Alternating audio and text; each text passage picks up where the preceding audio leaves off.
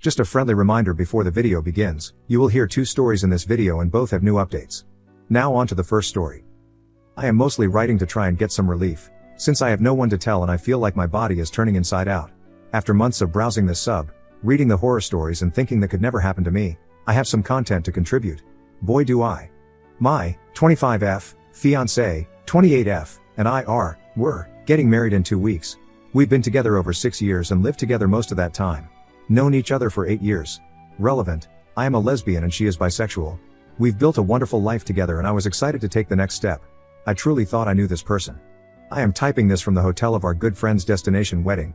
They got married yesterday. Today and tomorrow were supposed to be for fun and celebration in the local area. They have not been so for me. After the ceremony yesterday, my fiancé got rather intoxicated.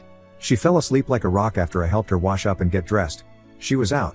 So I took the opportunity to do something I now regret, but at the same time was probably the best decision I ever made. I snooped through her phone. I wish I had a better reason for why I did it, some big Sherlock level hunch, but I don't. I did it because we're getting married soon and I wanted to see what she was saying to her friends about me and the wedding. She was being a bit more secretive with her phone, which made me curious. I did it for the same reason people wish they had mind-reading powers. I searched her text for my name. Nothing mind-blowing and it was actually very positive. I was feeling a little warm and fuzzy. That's when I got the bright idea to search for the word sex.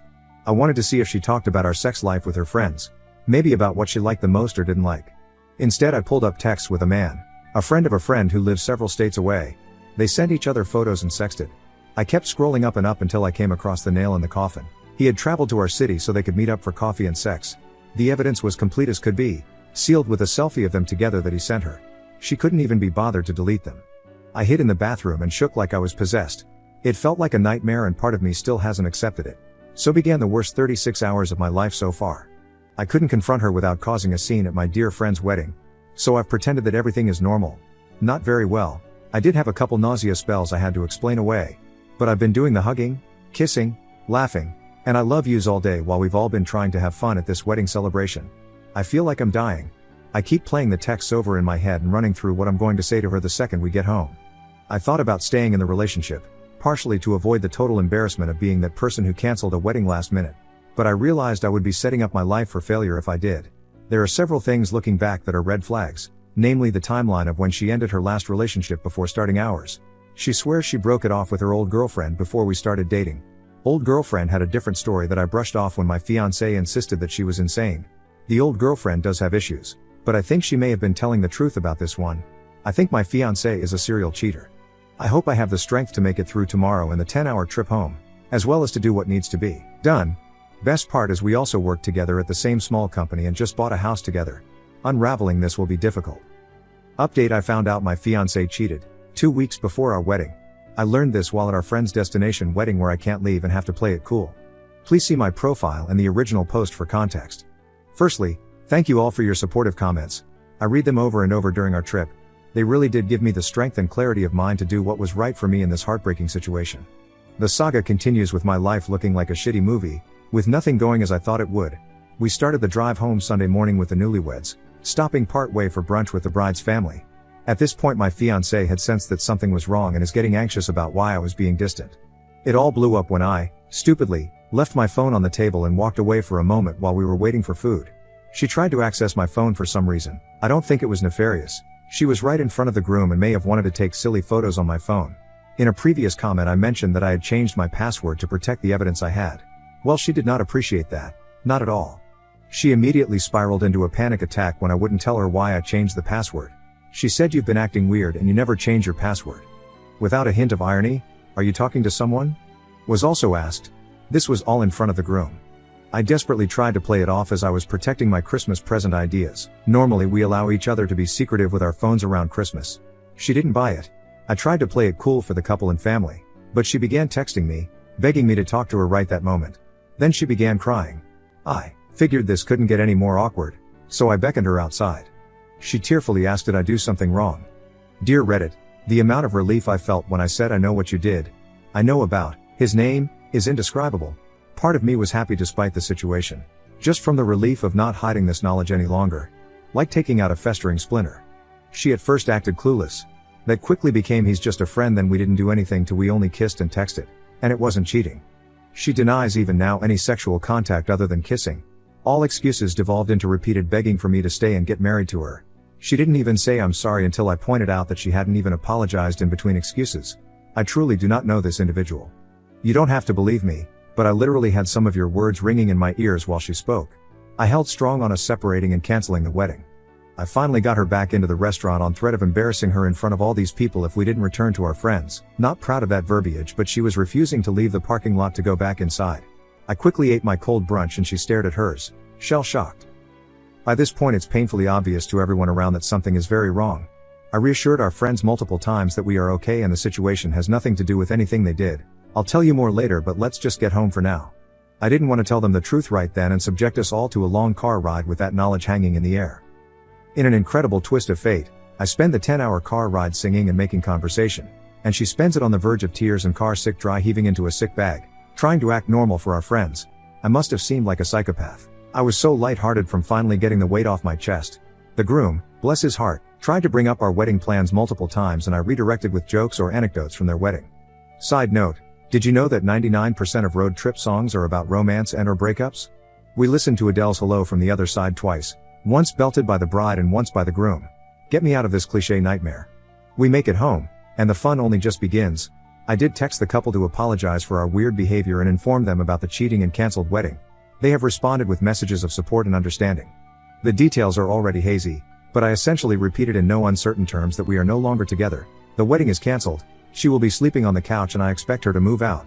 She became completely hysterical, following me around the house trying to hug me and repeating phrases such as "we can fight for this together" and "I love you, say it back." I'm sad to say that things took a very dark turn. She was constantly making threats of self-harm, how she wished to die. In addition to the normal kitchen knives, I also have an extensive knife collection and several firearms. I ask her point blank multiple times if she intends to hurt herself and she responds with "I can do what I want and you don't care anyway." She watches me clear my firearms so she can't use them and says, "You don't think I'll find another way?" I let her out of my sight for a moment. She goes to my knife collection drawer and takes one I gifted her years ago, a small folding pocket knife. She's crying out that it's hers and I can't take it. She can do what she wants with it. I try to wrestle it away from her and she won't give it up. I gave her an ultimatum: give up the knife or I'll call the police. She refused and I called her bluff, and 911 using Siri. The moment I dialed 911, the change was immediate. We have a friend who was Baker acted and my fiancé is terrified by their stories. She immediately gave up the knife, apologized, and calmly sat on the couch. She claims she lost herself in the moment then regained control. In her defense, she was having a visible panic attack.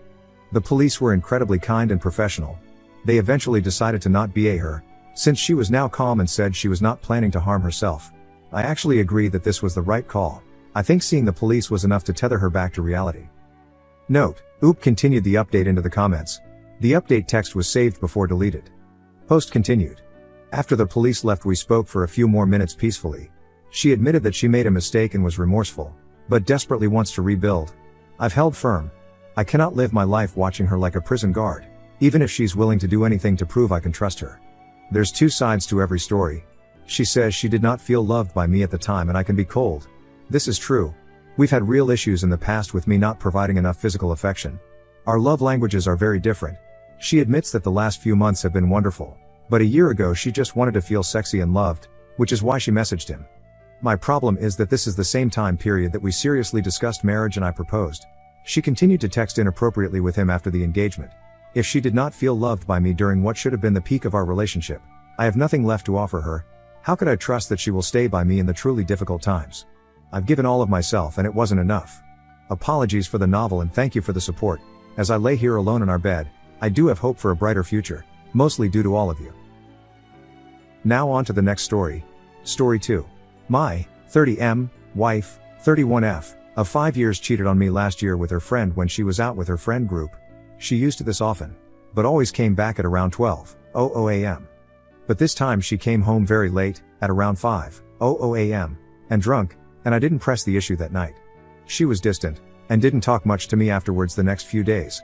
I only found out a couple days later when she confessed to cheating after I kept asking her why she was so cold to me. I was shocked. I never liked the fact that she went out to bars and clubs, but she never gave me a reason to distrust her, until that night. I immediately grabbed a bag, packed some stuff, and left. She was begging me to talk about it, but I wasn't in the mood for it. I was angry, upset, sad. I know that I wasn't in the right headspace for this kind of talk. So I stayed with a friend. Fast forward a few days later, and I agreed to talk to her.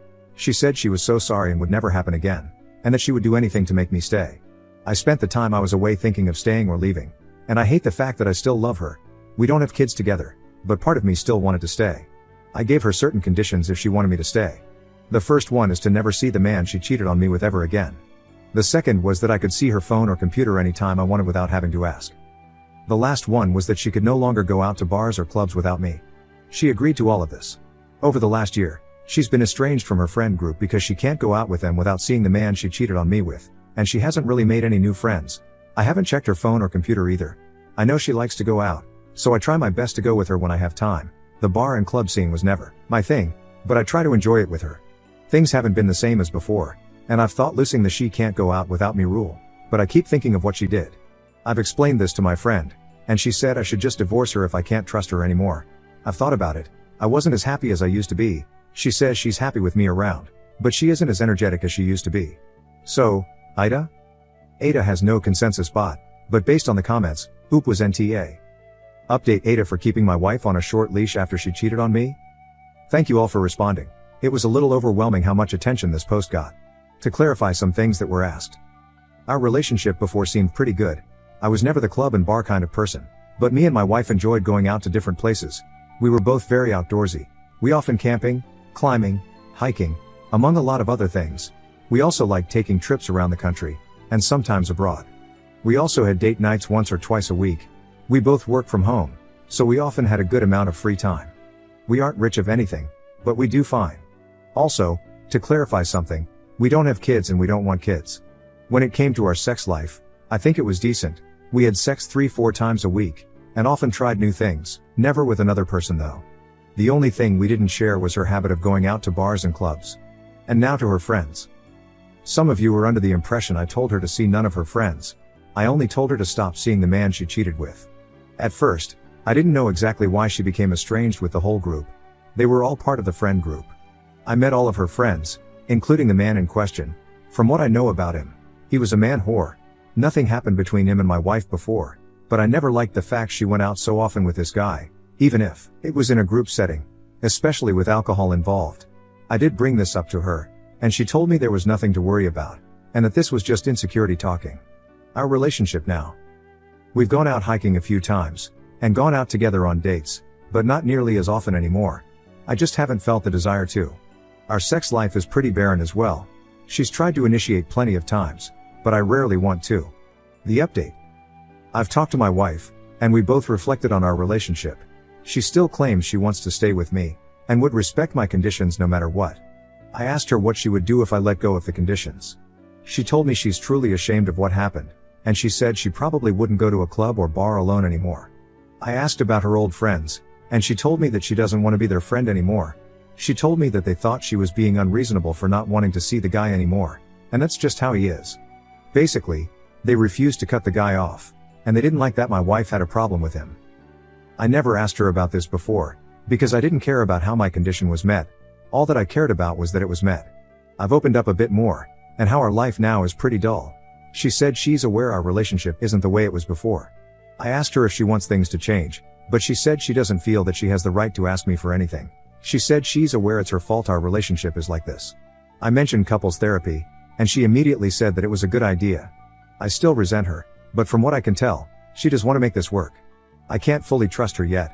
I still remember when she first said that there was nothing to worry about. We decided to start couples therapy. I'll be honest though, the only reason I'm willing to do this is because she has followed my conditions for a year, but I don't think this is going to help me trust her ever again. If therapy doesn't work, then I'll leave.